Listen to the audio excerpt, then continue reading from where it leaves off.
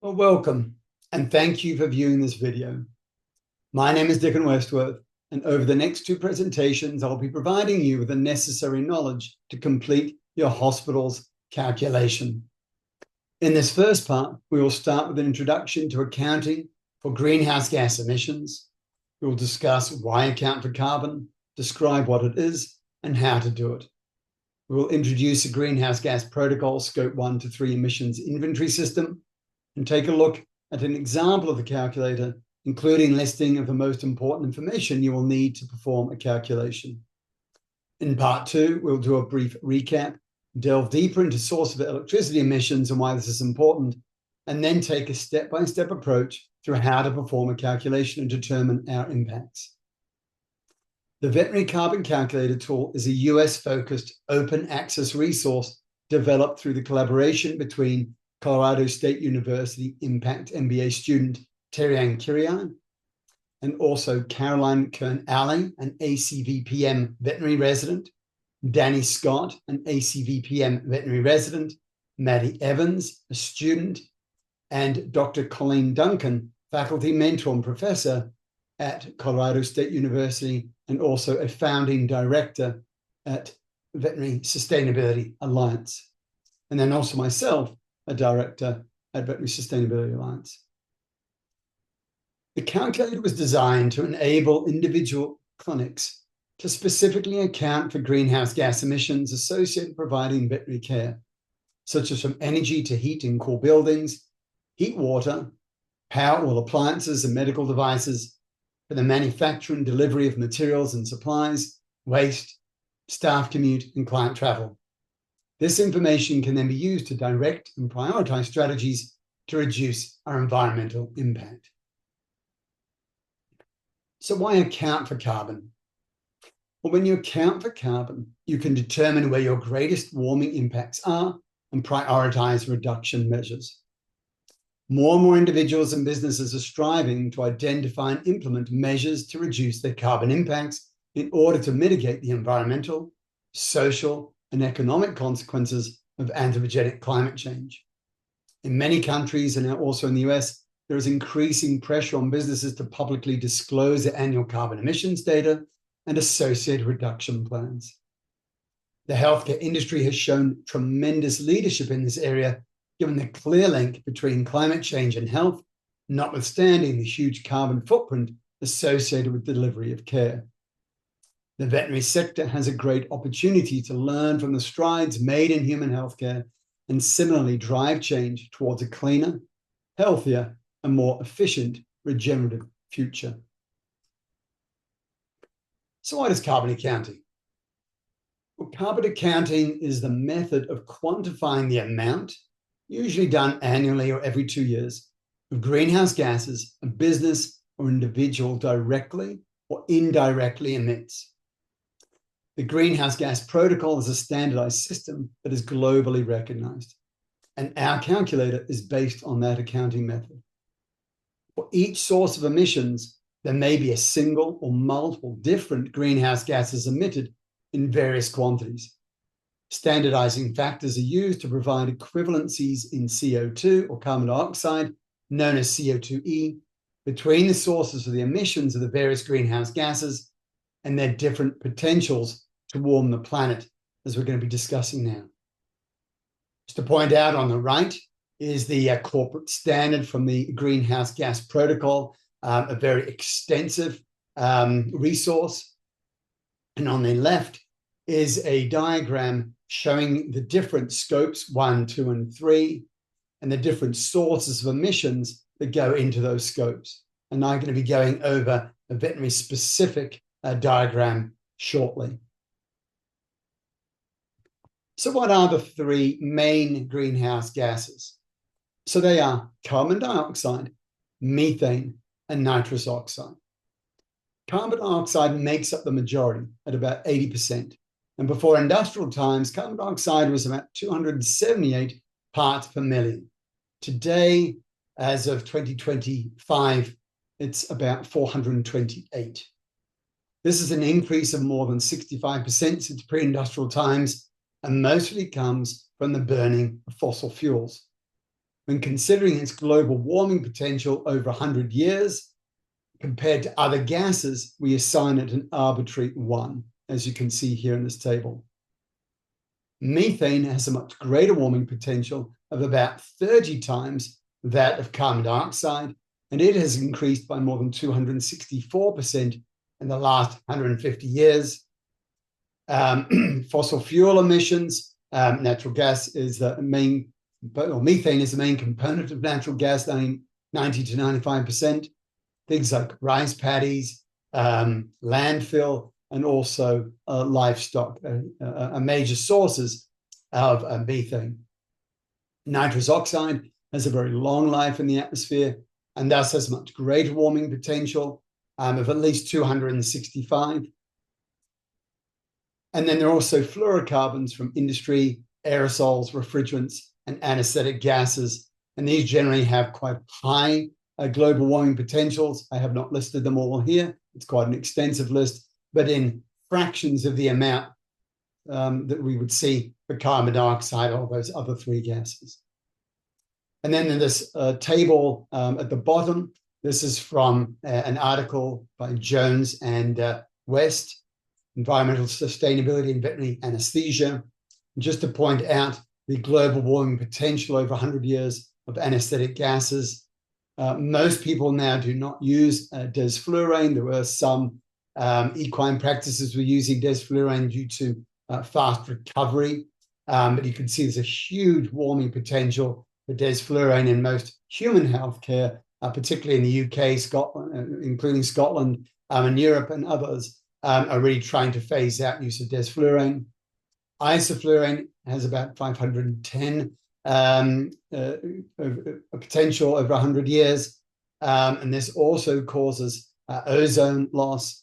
And then sevoflurane has the least at about 130. So transitioning to sevoflurane over time and using anesthesia carefully is really important to helping us reduce our emissions. So as just mentioned, every greenhouse gas has different potential to warm the planet. And this global warming potential, again, is generally standardized to over 100 years, but can be modeled for any time period, including 20 years. CO2e, or carbon equivalencies, allow us to create a common denominator in carbon dioxide. And this uses a very simple multiplying formula, allowing all greenhouse gases to be compared and calculated using factors. And our calculator is based on EPA emission factors. So US greenhouse gas emissions can be broken down by industry sector. This provides a great wide-angle lens view of the problem and where most warming comes from. For example, on the right, one can see that in the US, currently the generation and transmission of electricity accounts for about 25% of all emissions. On the left, you can see the breakdown of that electricity per sector. So residential at 38% and commercial at 37% add to about 75% of this consumption. Anyone working in a veterinary hospital and staff are included within that residential and commercial group. Thus, we very carefully have to look at how we can all mitigate these and other causes of emissions. Many of the solutions are very much in our hands because we are the consumers of this energy. And as mentioned before, providing healthcare and veterinary care has substantial impact on the environment. In the US, healthcare accounts for about 9% of all annual greenhouse gases from the United States. And when using GDP to translate veterinary care impacts, this can be estimated about 0.25% of total greenhouse gas emissions, or 12 million tons of carbon dioxide equivalents, which ranks veterinary medicine as about a country about 100 out of 260, or similar to that of Puerto Rico. So we need to mitigate our impact. This is an extension of the do no harm principle. And here are some of the areas that are associated with substantial emissions. And they include energy and electricity, anesthesia, travel, transport and commute, waste, medical equipment and supplies and pharmaceuticals, food and water, and even maintenance. Now, the best way for us to understand our emissions is by dividing them into various categories. This facilitates tackling them in the most impactful way. We can then account for our emissions by creating a greenhouse gas inventory and using a calculator to quantify them. So starting with scope 1 in blue on the far left, this compromises about 7 to 21% of emissions, and these are considered direct from sources owned or controlled by the veterinary hospital. These include fossil fuel burning stationary sources such as on-site natural gas or oil heaters. That could be your space heater, water heater, clothes dryer, combustion backup generators. Mobile sources such as fleet vehicles for ambulatory services may also substantially contribute. And to a lesser degree, emissions such as waste exhausted anesthetic gases, including nitrous oxide, isoflurane, sevoflurane, and fugitive emissions from refrigerant and cooling equipment, such as your HVAC or refrigerators. Now, by electrifying everything and greening anesthesia, we can massively reduce these emissions to potentially close to zero. So if we put heat pump water heaters, transition to EV transport, and markedly reduce the amount of anesthetic gases we use, for instance. So now let's move on to scope 2.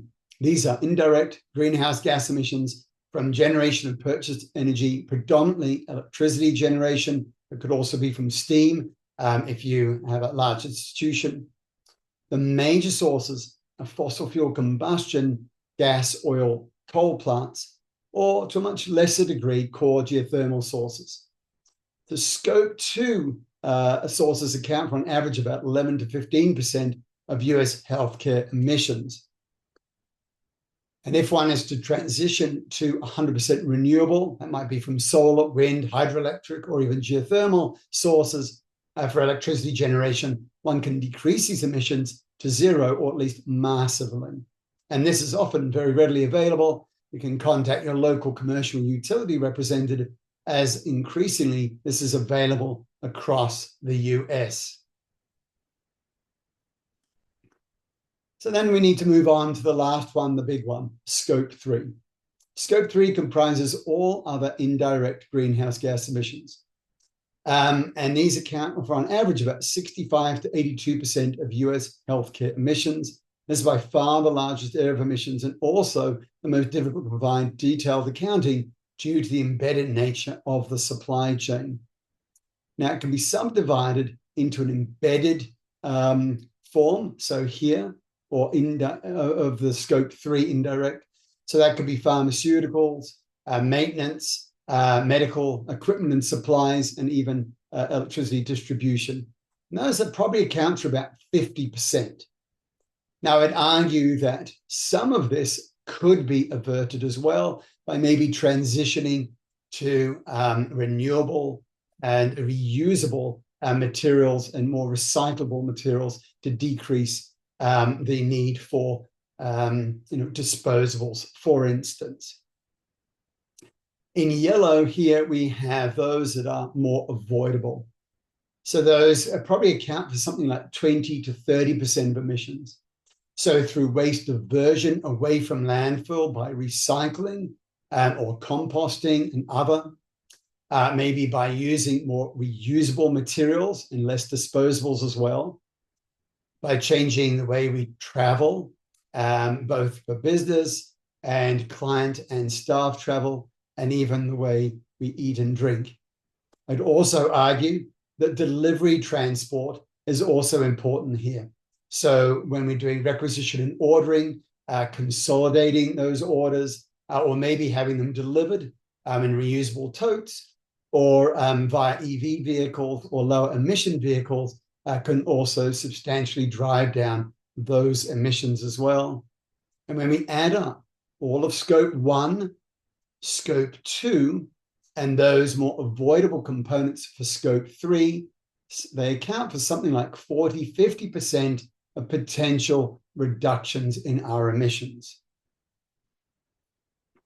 Now, this is an example taken from 2018 data from the Global Green and Healthy Hospitals Latin America and Caribbean, showing how greenhouse gas emissions per scope category can vary widely depending on location, energy fuel type used, and type of service provided, whether it be primary healthcare provision versus advanced surgery or diagnostics and other factors. This just shows you why doing an accurate carbon calculation for your practice is so important to determine where to prioritize efforts to decrease your impact. And because every hospital is going to have different levels of emissions from each scope, you need to do an audit, create a baseline or benchmark of your hospital's carbon impact, and a carbon calculator is an easy tool to use. That's why this summer we co-created between the Veterinary Sustainability Alliance and Colorado State University that US-specific veterinary carbon calculator. This will then allow us to make future comparisons, document our emission reduction progress, and often when people are thinking about investing, particularly management and commercial, they'll often want to see those numbers. Here's an example from my hospital in California in 2023. We're just going to look at a few highlights. So in that year, stationary combustion was about 3.9%. Anesthesia was about 1.3%. Electricity was 14%. And just as an example, when we transitioned to 100% local, renewable, ultra-low carbon electricity source, we massively reduced emissions from that scope. And then we also have employee commuting, which is about 16%, client travel, which is about 20%, waste, which was about 6%, and purchased goods and services at about 37%. So you can use previous gas, electricity, water, waste, and purchasing bills, including anesthetic gases, when building out a greenhouse gas inventory and calculate your emissions, and then utilize that information detailing your greatest carbon impacts to prioritize reduction changes. So the main items you're going to need annually for scope 1, if you have a natural gas furnace or water heater, tumble dryer, then you'll want to look at that bill. Usually measured in therms. If you have an oil furnace, that will be usually measured in gallons, and they'll be added up for the year.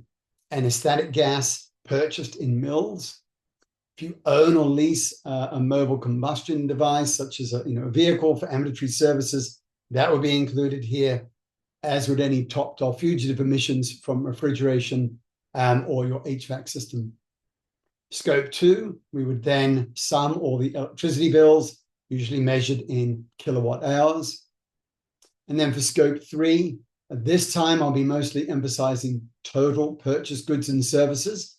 But in the next section, I will be talking about stratification of that. For waste, total waste spend, again, we'll also discuss potentials for that stratification.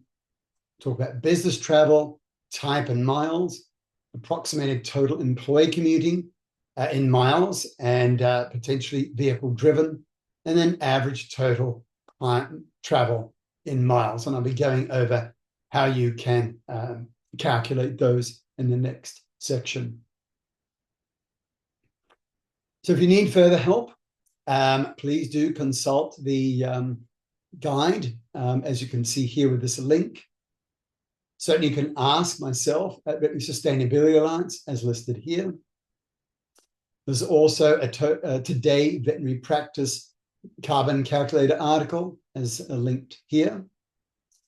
And then I'd also just draw your attention to these two links on how to form clinic sustainability or green team.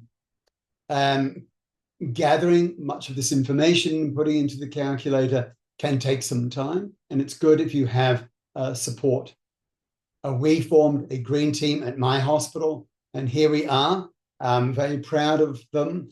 And we're in our lobby at our hospital, in front of this beautiful poster that we made when we transitioned to 100% renewable, low carbon electricity with our local utility provider, Sonoma Clean Power, and transition to evergreen, which is predominantly solar and geothermal. So making changes today for sustainable tomorrow is what we live by at our practice.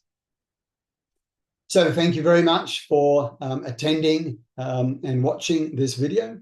And then I'll see you for the next session, part 2. Thank you very much.